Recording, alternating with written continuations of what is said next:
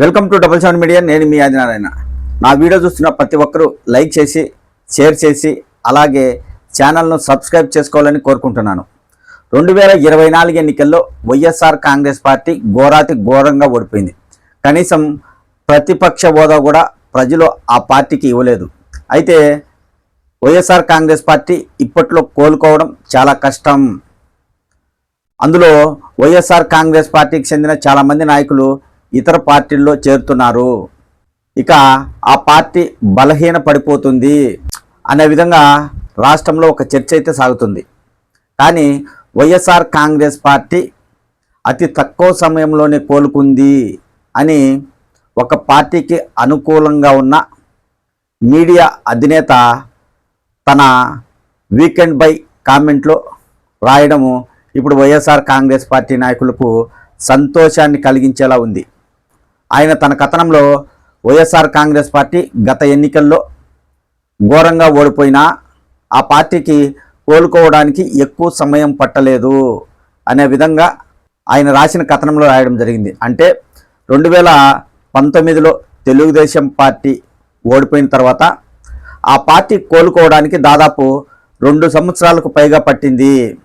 అదేవిధంగా 2023లో తెలంగాణలో BRS party ఓడిపోయిన తర్వాత దాదాపు సంవత్సరం పాటు కేసీఆర్ గారు మౌనంగా ఉన్నారు. ఇప్పుడిప్పుడే వారు బయటకు వస్తున్నారు అనే విధంగా ఆయన తన కథనంలో చెప్పడం జరిగింది. అంటే గతంలో తెలుగుదేశం కోలుకోవడానికి 2 సంవత్సరాలు పట్టింది. ఇప్పుడు బీఆర్ఎస్ బయటికి రావడానికి సంవత్సరం పట్టింది.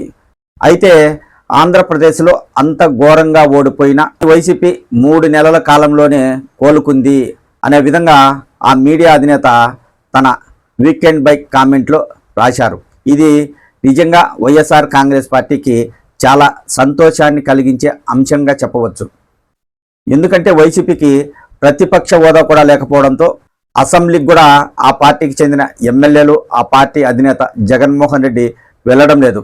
మాకు ప్రతిపక్ష హోదా కల్పిస్తేనే అసెంబ్లీకి వస్తాము అనే రీతిలో వైఎస్ఆర్ కాంగ్రెస్ పార్టీ అధినేత వైఎస్ జగన్మోహన్ రెడ్డి అధికార పక్ష నేతలను అడుగుతున్నారు. అయితే ప్రజలే ప్రతిపక్షం ఇవ్వలేదు, మేము ఎలా ఇస్తామని అధికార పార్టీ నాయకులు అంటున్నారు. కాబట్టి రాష్ట్రంలో వైసీపీకి ప్రతిపక్ష హోదా కూడా లేదు. ఆ పార్టీ కోలుకోవడం చాలా కష్టమని కూటమి నాయకులు భావించి ఉండవచ్చు. అయితే వైఎస్ఆర్ కాంగ్రెస్ పార్టీ నాయకులు ఇక తెగాయించేశారు. ఇప్పటికే కూటమి ప్రభుత్వం అధికారంలోకి వచ్చిన తర్వాత వైసీపీ నాయకులపై కేసులు పెడుతూ ఒక్కొక్కరిని జైలుకు పంపిస్తుంది. వైసీపీ నేతలపై కేసులు పెడితే వారు భయపడి ఆ పార్టీని వీడి మా పార్టీలలో చేరితే ఆ పార్టీ ఇంకా బలహీనపడే అవకాశం ఉంటుంది అనే విధంగా కూటమి నాయకులు భావిస్తున్నారు. అయితే కొంతమంది వైఎస్ఆర్ కాంగ్రెస్ పార్టీ ఓడిపోయిన తర్వాత అతి కొద్ది నెలల్లోనే పార్టీని వీడారు. ఇప్పుడు మాత్రం చాలామంది నాయకులు ఏమాత్రం భయపడకుండా కేసులకు వెనకాడకుండా ఏది జరిగితే అది జరగని, కేసులు పెడితే జైలుకి వెళ్తాం, జైల్లో ఏమీ శాశ్వతంగా పెట్టరు, 3 నెలలకు కానీ 6 నెలలకు కానీ సంవత్సరానికి కానీ ఏదో ఒకరోజు బయటకు వస్తాం. 2029 ఎన్నికల్లో వైఎస్ఆర్ కాంగ్రెస్ పార్టీని గెలిపించుకోవడానికి కష్టపడి పనిచేస్తాం, పార్టీ బలోపేతానికి కృషి చేస్తాం. ఖచ్చితంగా 2029లో మా పార్టీని అధికారంలోకి తెచ్చుకొని ఎవరైతే మాపై తప్పుడు కేసులు పెట్టారో అలాంటి వారి పని పడతాం అనే విధంగా వైఎస్ఆర్ కాంగ్రెస్ పార్టీ నాయకులు ఆలోచిస్తుండడంతో ఇప్పుడు వైసీపీ కొంతమేరకు కోలుకుంటుంది. ఇప్పటికే జగన్మోహన్ రెడ్డి వైఎస్ఆర్ కాంగ్రెస్ పార్టీ నాయకుల్లో కావచ్చు, కార్యకర్తల్లో కావచ్చు, ప్రజల్లో కావచ్చు ఒక మెసేజ్ అయితే తీసుకెళ్తున్నారు.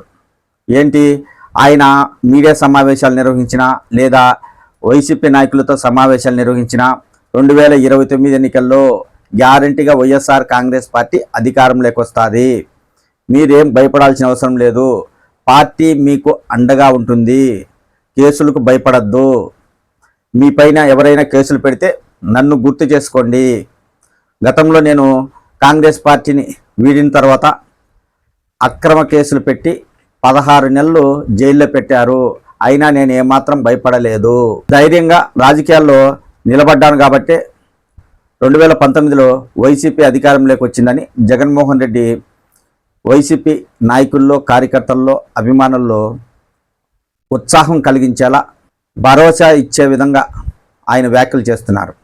అయితే ఇక్కడ మనం గమనించాల్సింది ఏంటంటే, ఒక పార్టీ కోసం, ఒక నాయకుని కోసం శక్తి వంచన లేకుండా ఆ పార్టీని బలోపేతం చేయడానికి, ఆ పార్టీ అధికారంలోకి రావడానికి, ఆ నాయకుడు ముఖ్యమంత్రి కావడానికి పనిచేస్తున్న ఒక మీడియా అధిపతి రాసిన వీకెండ్ బై కామెంట్లో వైఎస్ఆర్ కాంగ్రెస్ పార్టీ 3 నెలల వ్యవధిలోనే కోలుకుంది అని రాయడాన్ని మనం గమనించాలి. ఆ మీడియా వ్యవస్థ ఎప్పుడు ఒక పార్టీ కోసమే పనిచేస్తుందని రాష్ట్రంలో అందరికీ తెలుసు.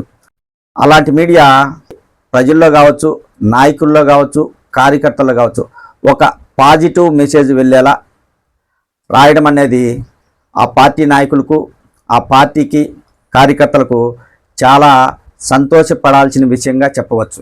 ఏదేమైనా వైఎస్ఆర్ కాంగ్రెస్ పార్టీ మాత్రం ఇప్పుడు ఏమాత్రం భయపడకుండా కూటమి ప్రభుత్వం కేసులు పెట్టినా ఎదుర్కొని నిలబడడానికి నాయకులందరూ సిద్ధమయ్యారు.